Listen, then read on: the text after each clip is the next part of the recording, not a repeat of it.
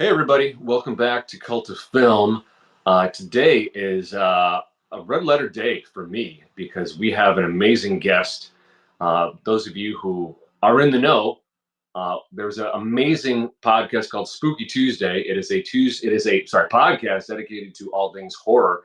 And ladies and gentlemen, we have as our co-reviewer today, Ms. Monica Heidt. Welcome, Monica. Hello, hello. I'm so excited to be here. It's very exciting. You look amazing. I like the green, and I mean, you're always put together, so Oh, it's great. thank you so much. I was trying to embody maybe the kelp inside the lake. You know what I mean? Aha, yeah, and that's a nice lead into today's movie is it's a real gem, and it's one that not a lot of people know about. I discovered it by accident some years ago, and we're reviewing. It is a film called Stranger by the Lake, 2013, a French production.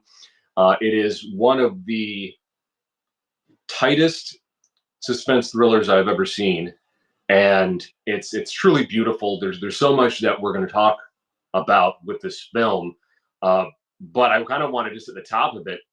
I don't know if this is a movie I would have found on my own back in 2020 when we were all locked down and hidden away.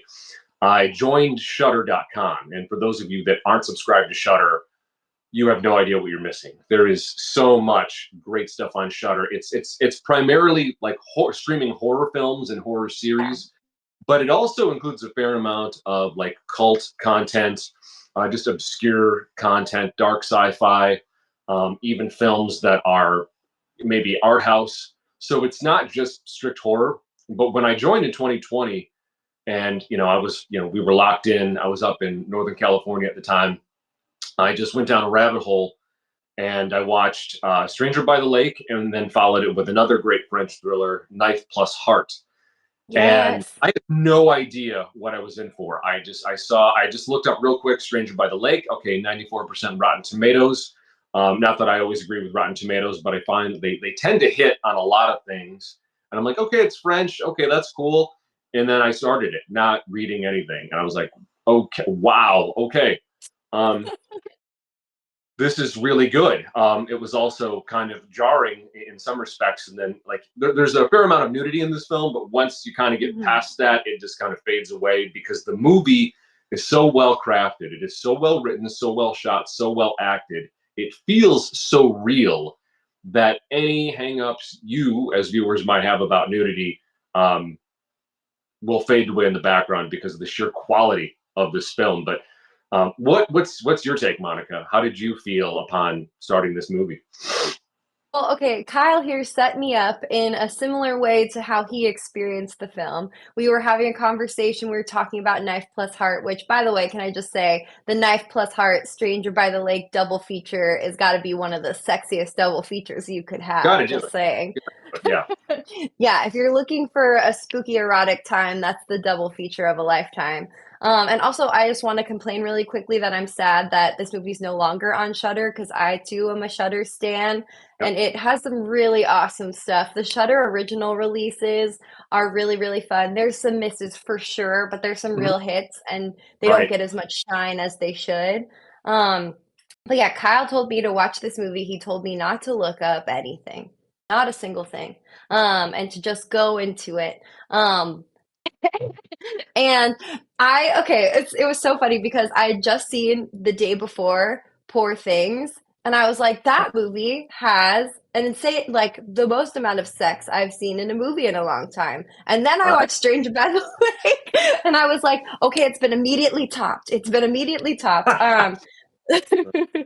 But doesn't bother me at all. I honestly loved it. I've just felt, as someone who goes to the nude beach whenever I have a chance in Europe, it just felt very homey watching this movie from the start. But you're right. It is so visually stimulating, so beautiful. And for me, since I didn't know what was going on, it took me a second to figure out like what we were really doing here. You know what I mean? I wasn't sure. I knew it was going to be horror adjacent because you told me to watch it because Right. that's my thing.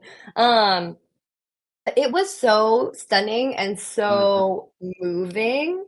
And, once you like get over the like shock of, it's not shock, sorry, I don't want to sound like a prude. I was not shocked, but I was Right. like, okay, we're seeing actual sex happening right now, and I'm into it. But Yeah. that's so not what the point of the movie is. No, It's just not at like all. a layer. It's just like once you're past that, you're like, this is such an interesting rumination on like lust and attraction and love and like what you're willing to forgive because you feel a connection with someone and Right. what you're willing to forget and what you can't. So I was really moved by it. Yeah, it's something that I'm glad you mentioned it because I want to emphasize it too. That I think maybe because we're North American viewers, that it some of the sex might, and I don't want to keep harping on it because it's going to make people think it's a bigger deal than it is, and I don't think that it Yeah. is. I do think if you're not familiar with French film, maybe do that because the French are incredibly fearless. The French do a really, really great job of integrating sex into the everyday life of their characters and of their films. It's not, it's something that I'm seeing a lot right now in US created media is I feel like so much of the sex and so much of um, the enthusiasm to highlight certain alternative sexualities, there's so much fanfare and so much presentation and so much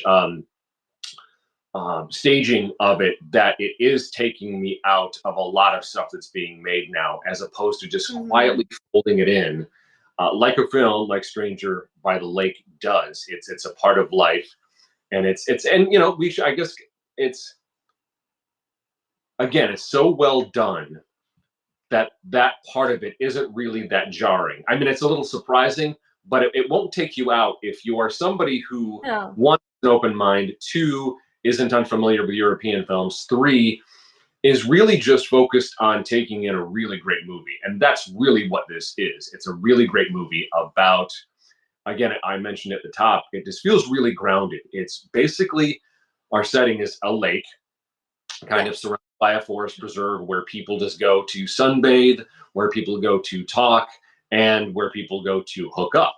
And it's sort of set up in the movie that you have a straight side and you have a gay side, and Mhm. most takes place obviously at the gay side, and that shouldn't stop people from watching this movie because again, I think it's one of the most Hitchcock films Hitchcock never made. Like truly, it's that level Sure. of suspense greatness.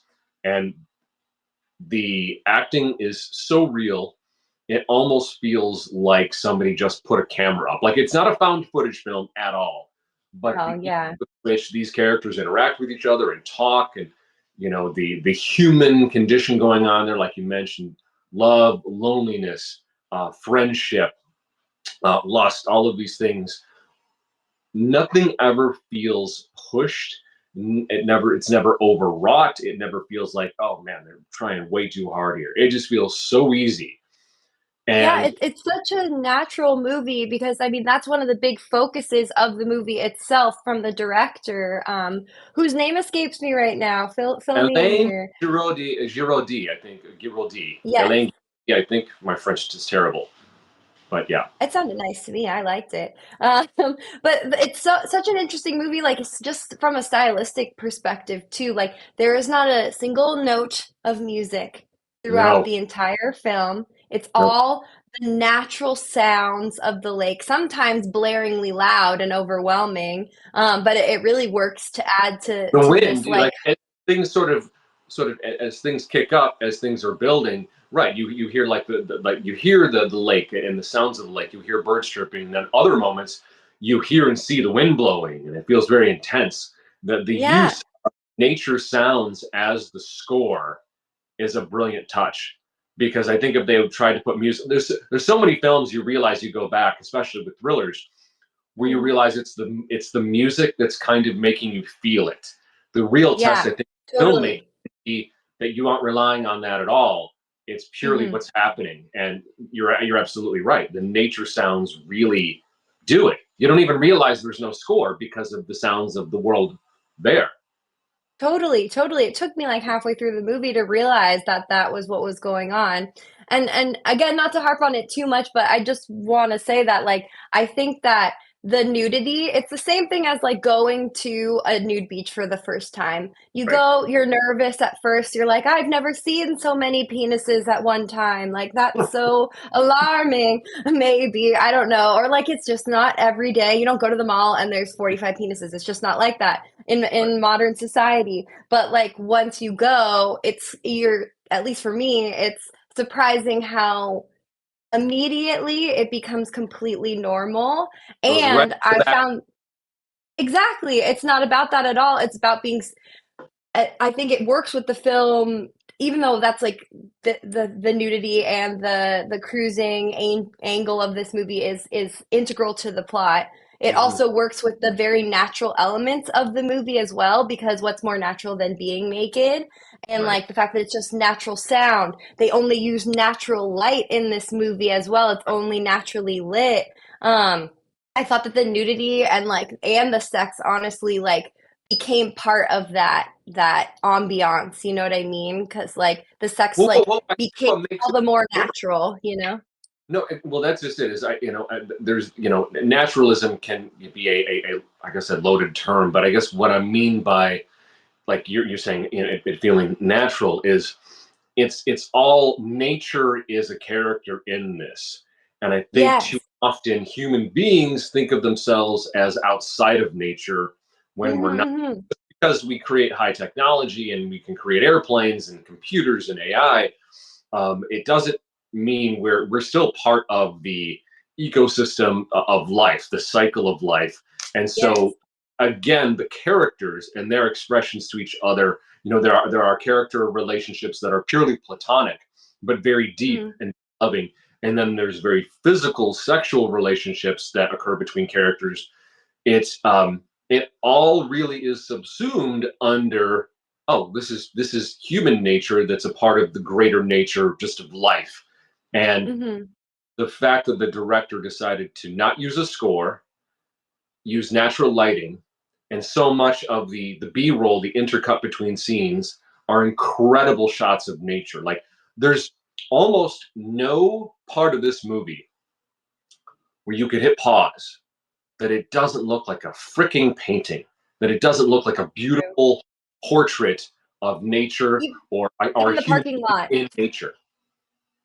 Even that parking lot shot that they do over and over again to Like, establish how time is passing, it's a beautiful parking lot. it is, it is. And the way it's lit, it's this is only I think this is my third time watching it, and it's my first time watching it again in probably 2 or 3 years. So there's, Mhm. upon multiple viewings, you see more. And it was before I Of course, rewatched it yeah. time, I was thinking, I'm like, is there music in this movie? Like my first two viewings of this movie, I was so sucked in that I forgot that there was no score. And then upon watching it, I'm like, oh no, this whole thing, like you hear like ominous violin and strings in a lot of thrillers. Totally, yeah. Oh yeah, I think there were violins or there were strings playing. And I'm watching this, I'm like, no, there weren't. Like the feeling of it and the craft of it had me feeling, oh, there must have been strings. There must have been Yeah. some type of score, when in fact, nope, just the sounds of nature, which It's so interesting. It's so makes it more. It makes the vulnerability of the characters more believable. It makes this sort of vague threat at some point sort of more powerful because it feels like real life, as opposed mm, to, not to say that all films do this, but certain films do this with their score. They sort of bully you into feeling a particular way, and totally. this movie completely um, transports you just on everything else. Like the performances are so real, the sounds are so real, the look of it is so real that it's just so effective. I feel like if something like this had been done elsewhere, we wouldn't have there wouldn't have had that sense of grounded realism. And here's the thing, it's grounded realism at the same time being incredibly beautiful, which I appreciate, because I think there are some filmmakers that will do stuff that's natural or real, and it just sucks the beauty out of it. And Mhm. what I French film, even if it's a downer, there is an aesthetic, atmospheric beauty about a lot of their films, and this movie Mhm. really. No, totally. I couldn't agree more. And also just like from the perspective of seeing this as a thriller or a horror movie or not that at all, whatever you want to think. Because I was thinking going in, it was going to be like more of a horror movie just because I didn't know and I just assumed. But like, so at first I was like, oh, I don't know, like if it's effective in that way. But then, like, once you release that expectation, and once I released that expectation, you can really, and upon rewatching at least the beginning of it this morning, I didn't have a time to watch it twice. Um, it is so interesting the little details that they Right, put into this movie to make it more ominous. Particularly with Michelle and the swimming itself, because I was a swimmer as a child. So okay, one of the first things that I noticed was when Franck was swimming. I was like, that guy sucks at swimming. right, Sorry. Just from a form perspective. He just like doesn't have, there's like a hydrodynamicism that you're taught. So like you don't create extra splash and extra stuff, and he doesn't have that.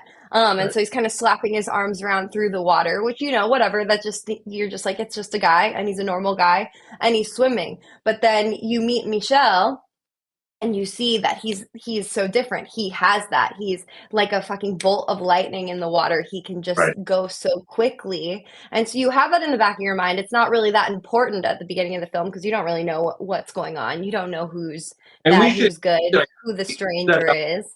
a little bit that Yeah. largely this film revolves around Frank, who is this young guy who shows up at this beach to cruise and to talk Mhm. and talks with friends. He meets this other guy, Henry, who's kind of this overweight guy. He was married to a woman. Now Older he man. hangs out. And then we have this third force that comes in, this guy, Michel, who is tall, tan, dark, handsome. He's got the mustache. He's got a great It's like body. Tom Selleck. Who Frank is attracted to and starts kind of relations with. And you're right. It's a great in terms of the character of Michel. Like you said, he's striking looking. You could tell, okay, this guy is like he's the handsome uh, sexual Handsome object of the film, stranger. and he cuts through the water like a knife. And then you have Frank, who he's lighter in countenance. He's lighter in his look, and he's just kind of just flopping around in the water. He still does it, Mhm. but it does set up these characters in a way that we get that contrast, which makes so much of the movie so fun. It's built right in. Mhm. Again, sorry I interrupted. No, no, no, no. I mean that's mostly what I was getting at. It's just interesting. I love watching a movie a second time because you can't know what's going to happen ahead of you unless you read spoilers in advance. In which case, I don't understand why you do that, but all of my Right. friends do. I hate spoilers; it makes me go crazy. Um, but yeah, I just thought that was really interesting, and another thing they do in this movie, I think a big theme in the film is anonymity in and of itself. Because Right. like part of the thing with cruising is the anonymity of it. You go into the forest, you meet someone, not so many words are spoken necessarily, and you have a fun time. And the characters themselves are all pretty anonymous in this movie as well until about halfway through. Not a single character is named. Literally. You don't Right. know Frank's name. You don't find out Michelle's name. You don't Mhm. find out Henry's name until very late in the game, Henry being the older gentleman. Mhm. But yeah, I think that with the small amount of dialogue that they do have, they do a great job of setting up the difference between Michelle and Franck because, like, no, Henri or Henry, however you want to say it, sitting off by himself. No one's approaching him. No one wants to talk to him because he puts himself, 50 yards away from everybody. He's wearing clothes. He isn't naked like everyone else. He sets himself apart. Um, and he has many reasons for that. But Sure. Franck goes right up to him and strikes up this friendship with him and is very friendly and personable in a way that other characters on the beach aren't necessarily, so that like humanizes Franck right away. Mhm. Yeah, you right away really like Frank. You it's like, okay, this is a good dude. Not only does he talk to his other friends that are there, not only does he talk to other guys that are cruising, he talks to this guy who isn't the textbook hot guy who's there to have relations. And I like the contrast of the relationship. One of the things I really like about, because the draw, of course, is Franck and Michelle and their sort of like red hot relations that they're having, and Mhm, mhm. it's intriguing and it's very compelling. But what I find also very compelling, and especially upon this rewatch, was there's a line when Henry or Henri is, it's further along in the film, and he's talking with Franck about, do you think it's strange that, you know, um, he talks about, you excite my heart. You really make me feel good. And I have absolutely no desire to go to bed with you. And Mm. I think that that's really cool in a film where that, like, you don't have to do that. And I thought it was very, again, there's so much maturity and so much thought put into the relationships in this film and how things are characterized, that there can be, and I was happy to see that in a film that clearly deals with um, physical love and physical relations between Yeah. men, you have also this representation of a purely platonic, admirational love of one man for another. And it's while Henry is not as is more in love with Franck than Franck is with Henry, the intensity of Henry's admirational love for Franck beyond his looks, I thought was really cool. And it's something that really clicked for me this time. That it's not like he's like, yeah, no, you make me feel good. I enjoy coming here. I enjoy talking to you. And you become so important to me that you excite my heart. I think that was the line, something along those lines. Yeah, And a yeah. beautiful thing to put in this movie when you probably didn't have to. You probably could have left that out completely, made it another physical thing, but they didn't.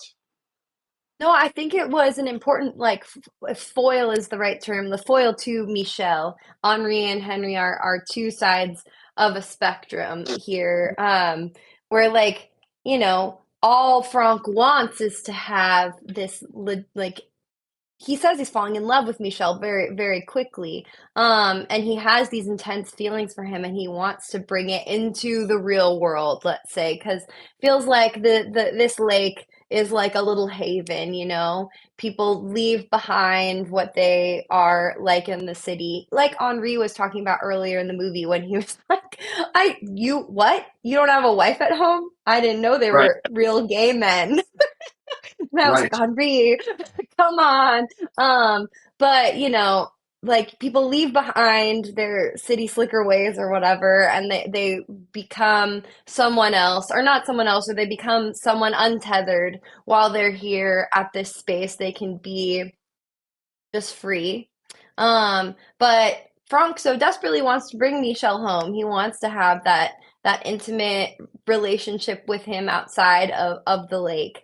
And Michelle has this wall and he won't allow it. And right, meanwhile, Henri isn't going to satisfy him carnally in the ways that Michelle is, but they have this rich, rich relationship. And they right. do bring it outside of the lake. They do have dinner at least that one time and they were supposed to have dinner a second time, but Franck stood him up. My God. Um, but I think that is important, and it kind of tries to show Franck throughout the movie, like, oh, Michelle is a little um too aloof. Aren't you picking up on these red flags? Because even Henri is, and he didn't even witness what Franck witnessed in Right. this movie. And that's something that I guess at this point we should tell everybody, if you haven't watched this movie, you need to turn this episode off now or pause it and go watch this movie and then come Hmm. back. We're going to get into some spoilers here because we do this every episode and I announce every episode, spoiler warning. And that's, we could pick it up really from where you left it there, Monica, that, there's this, you have Franck who is infatuated with Michelle. Franck hangs around one of the nights that there, one of the days there, he hangs back and he sort of further up on the hill in sort of that forest. He's looking out at the lake and he sees Michelle with one of Michelle's hookups, I guess you could say, and he witnesses something. What does he witness, Monica? Oh my gosh, I loved this shot. It's so Right? cool. There's such they're playing with voyeurism so much in this movie. Like, with that one guy who's always like half closed and like watching people have sex cruising throughout and watching like you feel like him in that moment because Franck is coming down from a hookup and he hears, little noises out in the water and he gets to this vantage point and you're looking through Frank's eyes essentially and you Mhm. see Henri and Ramir. I don't know how you say his name. But the man that Michelle has been hooking up with that has been, for lack of a more elegant term, cock blocking Franck for the last couple of days, and they're out in the water and they're having No, a play, let's a be little water play. Michelle and the, for lack of a better term, cock blocker in the lake, and and Franck is seeing it from a distance. Franck is seeing it from the distance, seeing them in the lake, and they're playing around. They're pushing each other under the water. It's very flirtatious at first, and then Right. things get a little bit more intense. Right. And one of the men keeps ending up under the water more and more often. And when he pops back up, he's not laughing anymore. He's saying, "Stop, don't, please." But finally, it gets more and more aggressive, and one man goes down and he never comes back up. And Right. it's all, filmed in natural light, right? So you can't necessarily tell from this vantage point who's who and what's what until and this it's a 4 minute long straight shot too, which I love. Right. Until the one survivor walks out of the water and it's the object of Frank's lust, Michelle. Right. Um, and so This is where things Frank's get like, real. he gonna stay hidden.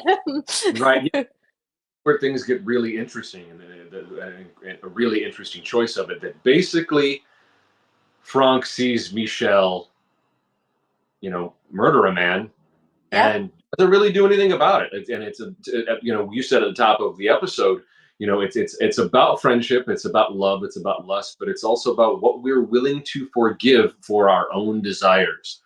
And this is about Hmm. a point in the movie where this happens. And I remember, even the first two times I watched him, like maybe he's not aware of what happened. I'm like, oh, he had to have been, because Yeah. thereafter, there's no, they beyond that. It's after that point that the relationship with Michelle and Franck really starts to take off, and you see more of them, having their relations and hanging out together and literally like laughing and talking, and it's you almost kind of forget, oh wait, didn't that dude kill a guy? Like didn't and I was then screaming at the TV so much while watching this movie. I was like, Frank, what are you doing? He right, yeah, is very hot, but is he that hot? right, what are you doing? I'm like, okay, if he's willing to do that to somebody who was just a casual, what do you think? I mean, you might be another casual, Idiot. or casualty, and then you kind of get, and then you get again again another sort of compelling, beautiful execution of this movie is you almost kind of forget about what's happened, and you're sucked into just this budding romance between Franck and Michelle, and then as that's going along, boom! Oh, then the inspector shows up, who was investigating the drowning. This man who drowned. Not that somebody did it. He doesn't know, but that he's a relentless detective. Like the look on this Yeah.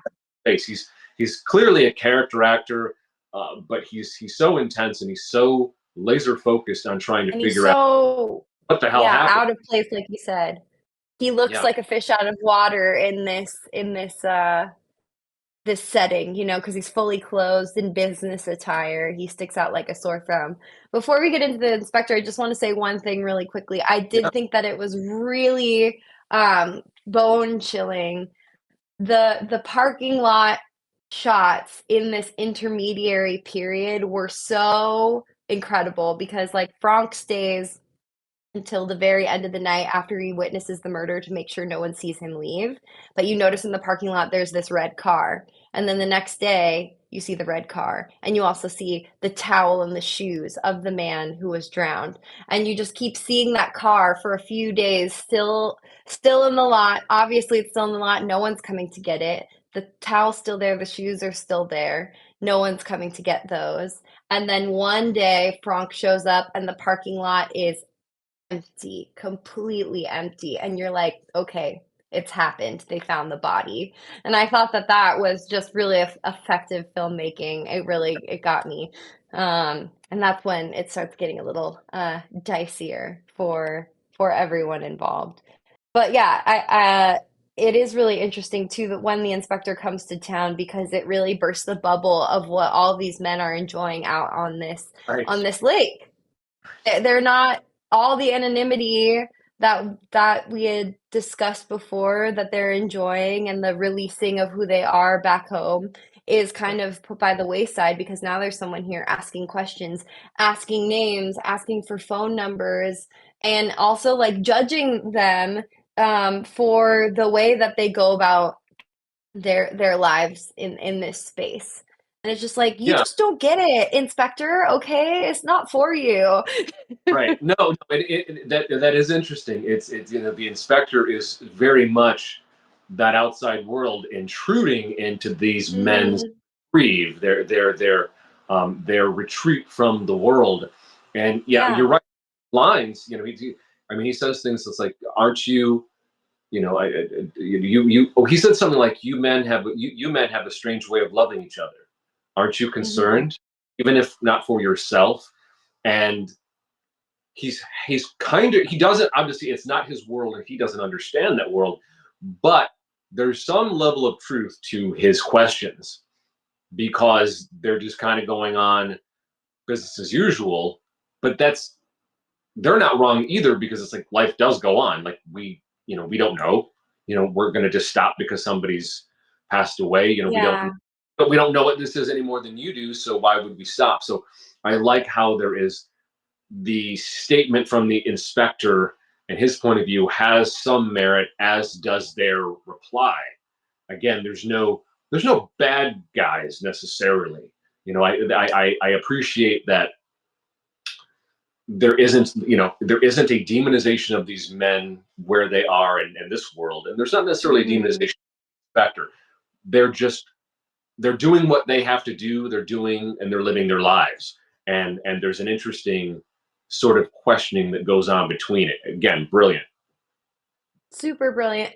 Okay, I read an article, 'cause I did some research on this just to see what's out there, and I read one article that was drawing parallels to this story and that of the AIDS crisis at large, and I feel like not every gay story needs to be mapped onto the gay cri to the gay crisis, Jesus Christ, the AIDS crisis, um, but I do think that it was an interesting push for this movie with like Frank's like silence, and there's that whole thing of the like silent killer, and then like there's a lot about how like life just continued on during the AIDS epidemic or pandemic, Right. and then that led to more death because life continued on Mm. despite what was happening, but there's all these reasons, Reagan, one of them. But what do you think about that read on it? I'm just curious. Until you brought it up, I never really thought about it. There is one moment. Again, this is now my third viewing of this film. There's a moment where Frank he's having he's going in the process of having a casual hookup with this other guy, and Oh, the uh, Batman shirt guy? yeah, That and, what he, you're and he's talking like, about? Yeah. I mean, it's like, no, it's just a BJ, and he's like, but yeah, that's not necessarily safe. It's like, yeah, but it's just a BJ. So that's sort of like that little conversation about, but you don't know me, you don't know my status, you don't know are you this trusting with everyone? And Mhm. that's sort of like, okay, yeah, well, if you're that trusting with everyone, isn't that how these things get started and get spread and so on and so forth? So that's the only sort of comment with regard to that I see in the film. But now that you bring this up, something I noticed upon this last viewing which was this morning. I was up super early and Mhm. finished. Um, that there's not a single cell phone. All of the cars, you don't get any real close-ups of any of the cars. All of the shorts are kind of short, which in the Yep. 80s they were. I Mhm. kind of want, it's not clear to me. It's It's sort of interesting. ambiguous as to when this movie is set. Because Totally. I even when the agree. inspector comes along, the inspector never gets on a cell phone. He's, does he, I have like a notebook. I can't remember if I might be confusing him with another I French, don't remember either.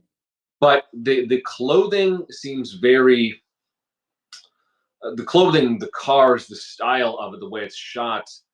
It could be today because since really now that we're 2 decades into the 2000s, you have some people that have picked up 90s fashion and 80s fashion and 70s fashion. There's so much Yeah, going a lot of it was out. just polo Style. shirts, you know? Those have been Yeah, around, but they're still right. around. But there's nothing that stands out in the clothing, the hairstyles, even the cars, because we don't get close up on the cars. And I feel like the Renault or Renault, as we say over here, model that I think they're talking about, I feel like that's an older model. I might be wrong, but I like Mhm. the ambiguity, and I'm just noticing, and really this time around, realizing that the time period is super vague. If you told me this movie was set in 1985, I'd think of the characters and how they look. I'd be like, I would believe it. If you were to tell me actually it's 1994, I would believe it. If you told Yeah, me it me was too. 2006, I'd be like, okay. Or this was 2 years ago. I so in terms of like the AIDS crisis or AIDS epidemic, maybe that's in the background there, and I just wasn't aware of it or didn't see it. But it would Mhm. explain maybe some of the that one conversation that Frank has with that random dude. But it is Yeah. period is super super vague now that I think about it. How brilliant was that? It's super vague. Yeah, I totally agree, and, like, the cars are all older, but also all these guys, like, we love them. Do any of them have jobs right now? They're at the lake every single day, you know what I mean? Well, All day, every day, so they might just have older cars, because 'cause they're not buying fancy cars. They're like it's a working class group of gentlemen here. well, So yeah, that doesn't necessarily mean the time period. right, and it does. I think Henry does mention at some point. I only get 3 weeks in the summer, so you could believe that it was like summertime or spring or whatever. Yeah. But in terms of why are these guys always at the lake, we have to keep in mind. Well, it is France, and Europeans don't work like North Americans do, Yeah. and it's built into, I think, there are laws over there that you are. It's like a civil rights that you get 5 or 6 weeks off a year, and people, Stop making me wanna be an expat. right? You know what I mean? So it's one of those things where the Europeans they like their leisure time and they're into that, and it's really a big value for them. And then even Henry says, I only get 3 weeks in the summer, or it's 3 weeks or whatever, and it's like, man, I would kill for 3 weeks sometimes. sometimes. So Yeah. culturally, there's a difference there in terms of maybe why these guys are around, but let's be we got to bring ourselves back to, okay, these are guys that are attracted to guys. Most of them are probably not married with kids and families, so they have a little bit more time to go around. Whereas Mhm.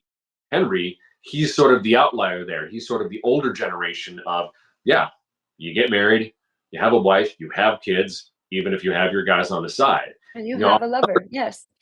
they don't have, they haven't had to uh, go through those sort of social requirements like he has. So Mhm. that might explain why they've got all this time at the lake. So long story long. Totally. But yeah, I don't know, I do think it was an important thing to bring up also just because the the difference with well, not the difference, with Franck and Michelle, they do make another point there about using protection or not using protection. And Franck says like, "Oh, I don't care. Like, okay, is it okay if we don't use protection?" And I think that that is a little more meaningful than it is on its face too, because at that point he knows that Michelle has killed someone, and so he's not trying to protect himself in any regard. Not like he can do whatever he wants. I'm like no judgment there, but it just because it had just come up with that other guy, and so I thought it was another point of him being like fully vulnerable with this man that he knows Right. has killed and could kill him. So I thought Hmm. that that was interesting, the sexual politics along with everything else No, that's going on. it really is, and honestly, it really wasn't until this viewing that I kind of noted a few of those things, and it wasn't until you brought it up that I'm like, oh yeah. So there's some conversation about the dynamics of the engagement on that level, not just like you again. You have that with Franck and his hookups, and Franck and Michelle, and then you have it on a completely sort of spiritual relationship level with Henry. It's just him talking about, I have no desire to sleep with you, but I really enjoy you, and it's I love that duality, the two sides of the same coin. The human relationships can be purely platonic. They can be purely, someone Yeah.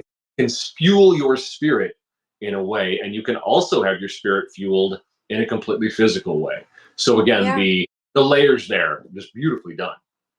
Yeah, about like the depth of human connection, different ways that it can play out.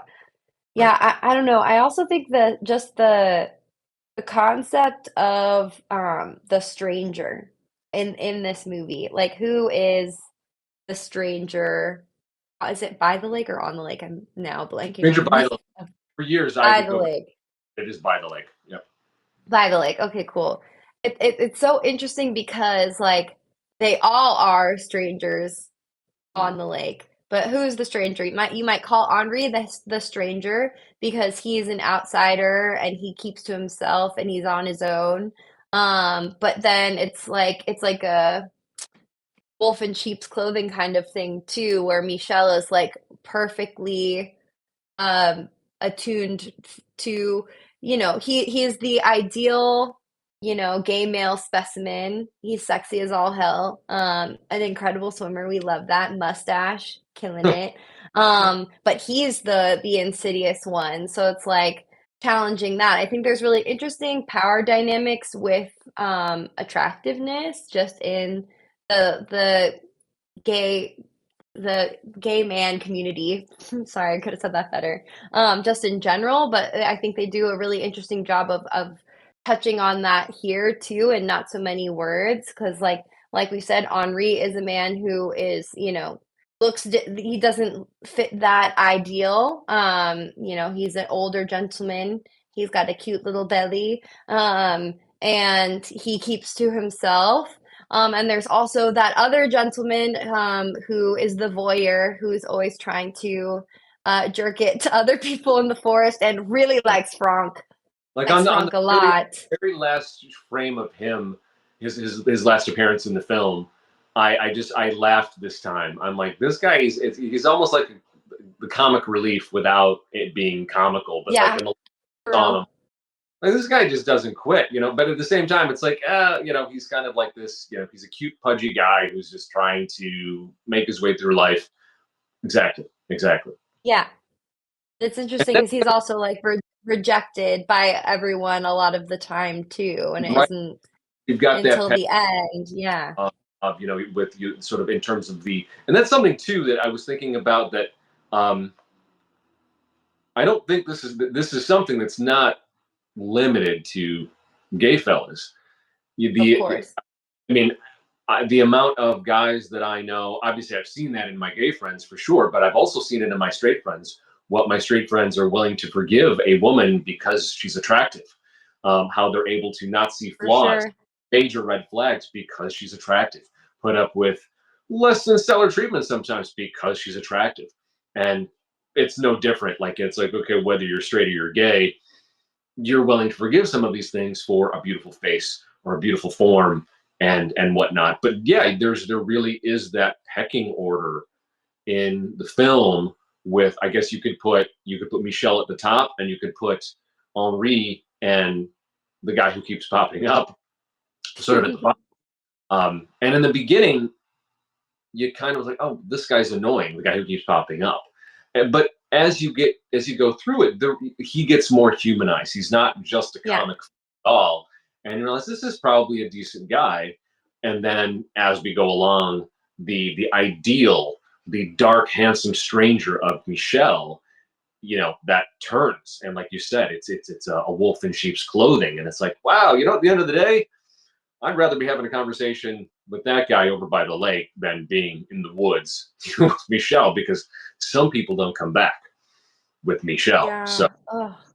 there is the, He's so scary. He gets so yeah, scary so quickly. you Like, don't he's know obvious the whole on. time, but ooh.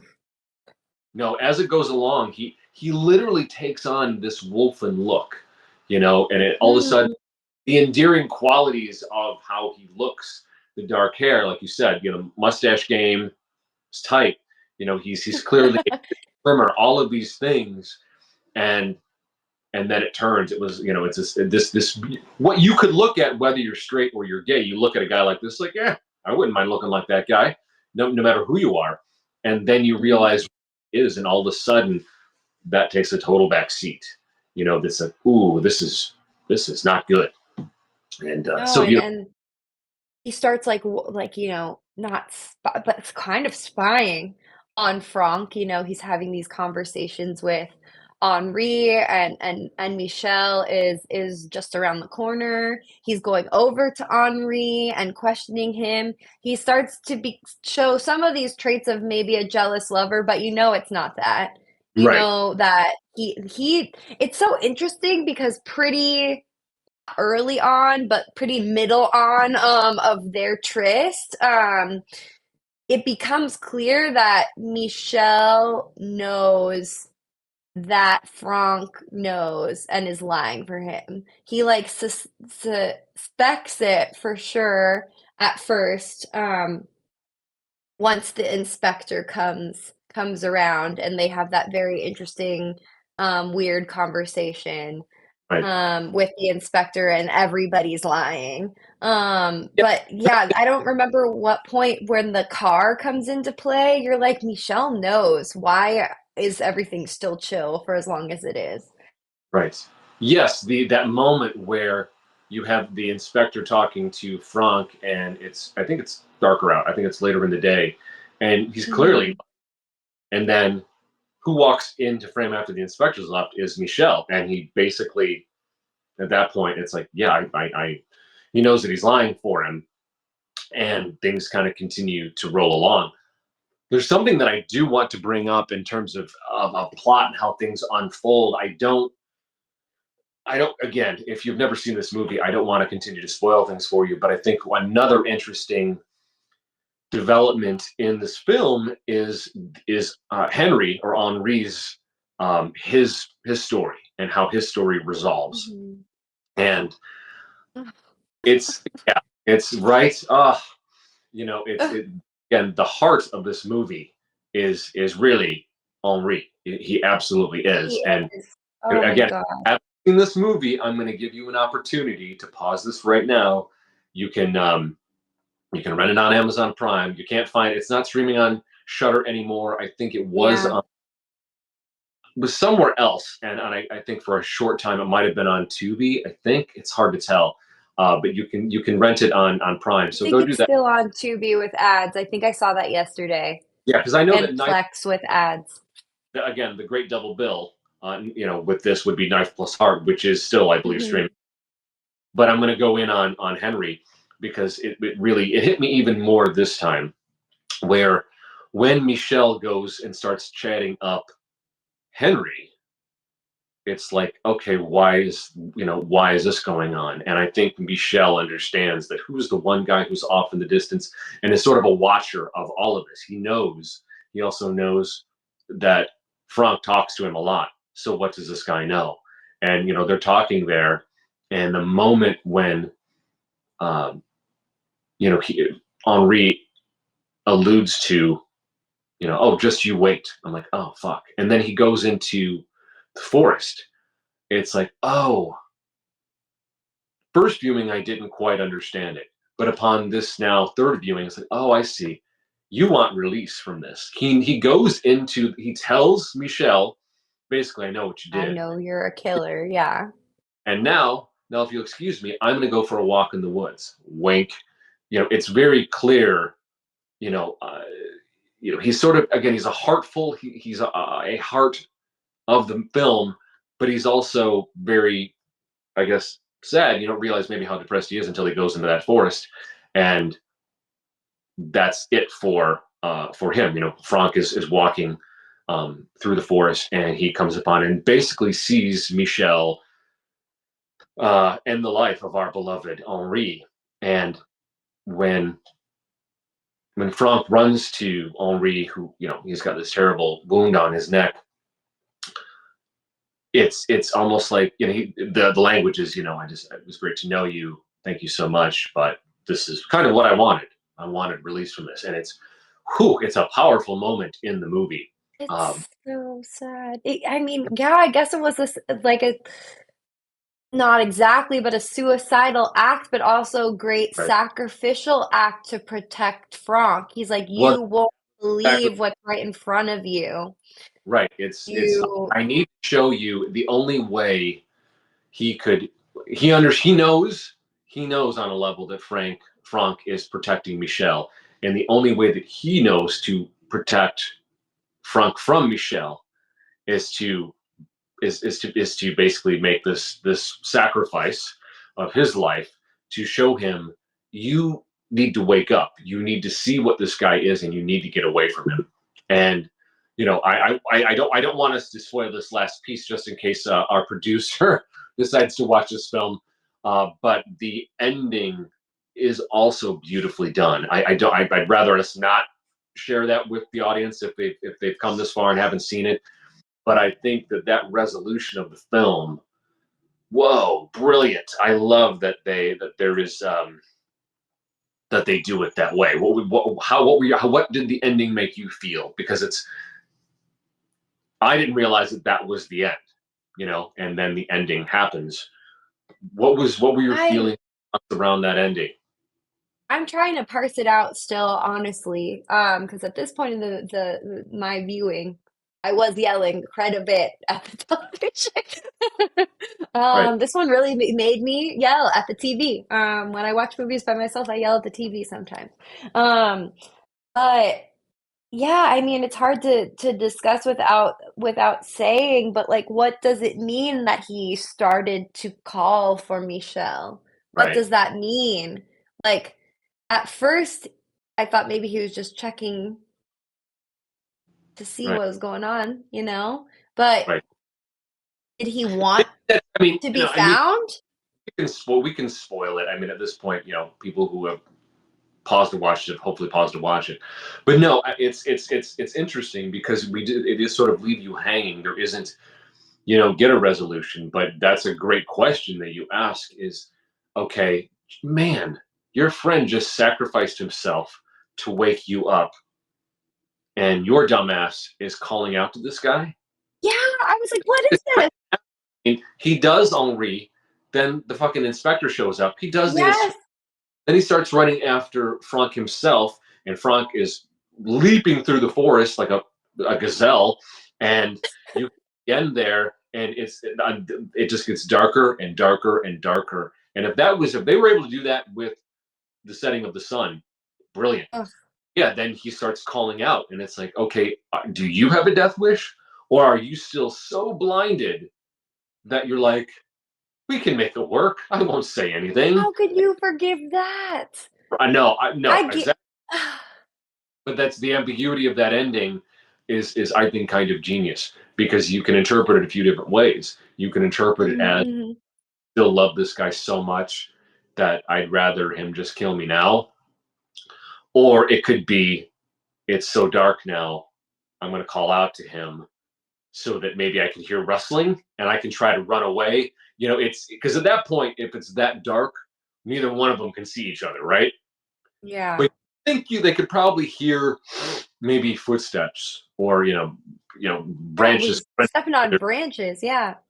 Right. So it really does leave. It's kind of a cliffhanger ending, but I don't mind it. I don't mind it. There's several Oh, I movies that liked it. cliffhanger ending that I'm like, I hate it. But this one, Mhm. I works. I think it works because you don't know. Oh, Is he just so yeah.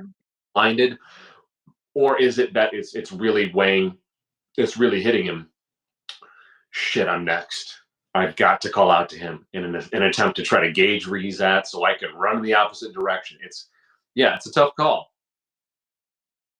It's really hard to say. Oh man, I love Franck so much. I think he's such a great guy, but I'm just like, what about Michelle do you love? What Right, you know nothing about him. You know right. nothing about him, and that's fine. That you can have, like you're saying, there's all these different types of connections that you can have with people in your life. They can be physical, they can be emotional, like it is with Henri. But like he like, But you know what? what will you forgive? How can you forgive how can he forgive the first thing he saw? Right, That was right. hard for me That's to get over, and how can maybe he get over Henri? maybe that answers the question. He witnesses intentional drowning by Michelle against this other man and forgives it. Maybe we have to loop back to that. It's like, okay, well, that answers the question. He was able to forgive that. He was able to see his beloved friend Henri perish, and and then he is running away from Michelle, but then he's calling back to him. So maybe that answers the question. Okay, you were willing to forgive it at the top, so what's two more? So maybe that is a commentary on where Franck is at. And again, it just reminds me of a lot of guys that I've known in my life that are willing to forgive so much for a beautiful face. For the infatuation and the fulfillment that they get maybe from a lack of self-esteem by this beautiful person is they need that so much that they're Oh, able to yeah, I see it a give lot. these really intense indiscretions. So it's fun to talk about, fun to think about. Yeah, it's like an extreme version of what I see with some friends of friends where, this person keeps stringing you along, but is never gonna give you their full heart, you know what I mean? But you want what you can get, and so you'll take that, you know what I mean? And that's Yeah, just what so people it settle for. speaks to his self-esteem. Poor Franck. Franck, you deserve better than a man who just killed your cutie bestie. I mean, yeah, again, he's lovable, and I love him too. But it's like, does he deserve it? It's one of those things where it's like, okay, if you were willing to go that far and put yourself that at risk, do you deserve it? Like what? And not to say that anybody deserves Yeah. their life. No. Things where What? stepping away from it, ooh, dude, you crossed the line a long time ago, and now it's just level of degrees. It's I don't know, but Well, it's fun. that's why I just had another thought. I just had another thought. What if it was similar to Henri's sacrifice, where he looks around now and he realizes what it's not his fault, it's Michelle's fault, but what his silence has caused is the death of his close friend, and maybe now he's calling to Michelle because he can't how can he live on, Right. knowing You know, what he has allowed to occur? right. No, that's an Dark. excellent point. That maybe the guilt of having forgiven that first indiscretion, and now because his friend, who is probably the purest love in his life, at least in this environment, is now Mhm. lost. Maybe it is. I'll have to re-listen to how he calls to Michelle. Maybe that's Yeah. the only way I can fix this now is to allow him to take me, because I've forgiven too much, I've excused too much, and now I have to Now pay for 3 it. people are dead. Well, if Right. the inspector's dead. Right. Yeah. Assuming that, yeah, he perished. But no, that's another great interpretation of it. That maybe it's like, okay, only way to fix this and to clean the slate is to allow myself to be taken out as well. Wow. Ugh, This was a great bleak. this was a lot of fun. I really, the depth and breadth of your analysis of this film is fantastic. So many things that Oh, I thanks. see or had considered, whether it be the sexual politics or again the time era. Like now I look at it, I'm like, this could be I the love 80s, that. I love it when you don't know. last year. It's a really good point. The purposeful, like there are times where I thought to myself, towards the end when things really ramp up and it's like, okay, Henri and then the inspector and Franck is running. I'm like, dumbass, just pull out your phone. And then I'm like, wait, nobody has a phone. And then we started talking about this. Mhm. Hey, maybe it's pre-cell phone where this takes place, which would absolutely work. Yeah. So thank you for helping me discover these things that I hadn't really considered before. It's fun. Well, thank you for getting me to watch this movie. I probably never would have heard about it Yeah, otherwise, so thank you so much. It was yeah. so just beautiful to behold on so many different levels. Beautiful cinematography, lighting, the natural music, we can call it, and then some beautiful men, just to be, it's you know, it's on well. surface level for a second. And no, yeah, again, this was one of those happy accidents of films where I was locked in and nobody was, none of us could go to work and all this. I was like, okay, I'm just gonna watch everything that looks interesting with my new shiny Shutter subscription in 2020. And so yeah, and it's funny to me too because and we'll wrap up here shortly, but even there's a comedian that I follow, Joe List, and another one, Mark Normand. They do Mhm. a podcast called Tuesdays with Stories, which is funny because your podcast is Spooky Tuesday, and Tuesday's a good day for it. they do Patreon episodes where they watch entire movies, and I was shocked. These two guys, straight dudes, ended up watching Stranger by the Lake, and they watched the whole thing, and they recorded them watching the whole thing, and so it's a testament to the flawless execution and craft of this film that despite some of the content, it has a 94% on Rotten Tomatoes, and people from all walks of life have watched this movie and are like, whoa, that was Yeah, incredible. Really incredible. So, seriously. and I'm so happy that this was like our first, which I hope first of many, I hope, collaboration Yeah. on stuff. You have seen Knife Plus Heart, which we both agree would be a great double bill with this movie, which is another beautiful French piece with an amazing score, amazing visuals. I can't think of anything is Beautiful like parodies. another movie. There's only one I can think of besides, because this is something that Truman, my partner in crime on this one, we will think about what else would work with this film. And Mm. I think that Stranger by the Lake and Knife Plus Heart are a beautiful double bill. I can only maybe think of one other film that has a whole lot less romance to it, but is very visceral. Do you know the French horror film High Tension? Oh my god, I've heard about it 10 trillion times and I Oh, still haven't seen it. That and Titanic, I don't know how you say it. Those are 2 that I really, really wanna see, and I haven't. High Tension, I watched. I think in the '90s. I think it's been around for a while. It's another one that is pretty timeless. It's really intense and it's graphic, but really well done. Titan, I watched a few years ago. I think when we were coming out of lockdown. Visually stunning, really beautiful, interesting characters, but it didn't quite, for me. Still Mm, worth watching, okay, okay. but I think yeah, I think High Tension is true horror. Like in terms of if you're looking for Yeah. like horror, which obviously this wasn't High Tension, but I think you're right that the most appropriate double feature is Stranger by the Lake and Knife Plus Heart. I can't think of There's anything. that emotionality. Yeah, they really Oh, they yeah. really work well together, and just the level of romance and human condition that are built into both really makes them work with each other for sure.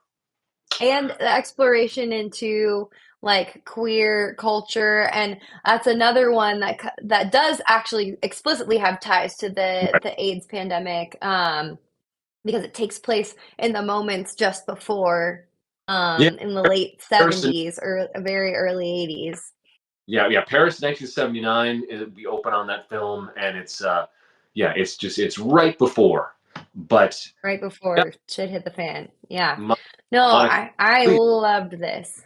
this no, this was so fun. Tell everybody. where can people find you? Can they find their content? How can they support and explore the awesome stuff that you do? Thank you. Thank you. Okay, so if you want to follow me, I am at Monica Heidt, Heidt for Height.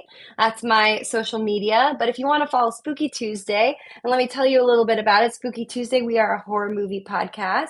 It's me and my two friends. We're three queer girlies watching horror movies. We're getting deep. We're also making fun, and we're also making them as gay as possible. One of our favorite things to do is to, at the end, hypothesize how each movie could be gayer. We also are huge fans of Matthew Lillard. If you are familiar with the actor, most well known as Shaggy from Scooby Doo, but most well known as Stu from Scream. We fan Yep. cast him into every single movie as well. Mm. And yeah, we have a really fun time with it. We cover all types of horror movies and some non-horror too. And it's a good time if you want to laugh, if you want to hang out with three insane girlies. I recommend it. It's a good time. So if you want I to follow us, enjoy. we're at. Oh, sorry. What'd you say? No, go ahead. No, please go ahead. I was just saying, I enjoy the dynamic you guys have built. But please go ahead. Oh, thank you. But we are at spooky_Tuesday on pretty much everything. So you can find us there. We're on all podcasting platforms, and we've started to do video episodes on YouTube. So just look up Spooky Tuesday Podcast, and you'll find us. And yeah, I've been having an amazing time chatting with you, like I always do in our conversation as friends, but love it in a formal setting. This is tickled my brain in a very great way. I feel, it's early morning on a Sunday. I'm ready Right. to be an intellectual today. You know what I mean? Right. Yeah, and that's the thing. I thought to myself, I'm like, okay, what would get both Monica and myself up this early on a Sunday? Oh, amazing movies. Exactly. So, and before we go, before we started recording, behind Monica is a poster of the film we just reviewed. Yes, Possession, Andrei Zulawski's Possession. I thought it was so funny that when we turned this on, I'm like, wait a minute. Literally, Truman and I just watched and reviewed that one. We recorded it. We watched it last weekend. We recorded the pod yesterday, and so that'll be going up, I think, in 2 weeks. But yeah, that's It's an again all-time why we're fave. friends. Yeah. Because of stuff like this, I know we're like peas in a pod when I see stuff like that on your wall. Well, anytime you've got a new queer and horror adjacent movie, my God, you're checking all of my boxes here. There's some really good stuff out there. I really want an excuse to dive into Fassbinder, Rainer Werner Fassbinder, who he did very mainstream films, he did very art house films, and then he also did films Mhm. that had queer bend to them. And I think maybe that'll be our next one. We'll dig in. If not Knife Plus Heart, maybe we'll start digging in on some of Fassbender's more esoteric stuff. Ooh. Thank you All again. right. Appreciate you. Appreciate what you do, and all of you out there that have watched this long. I just want to thank everyone.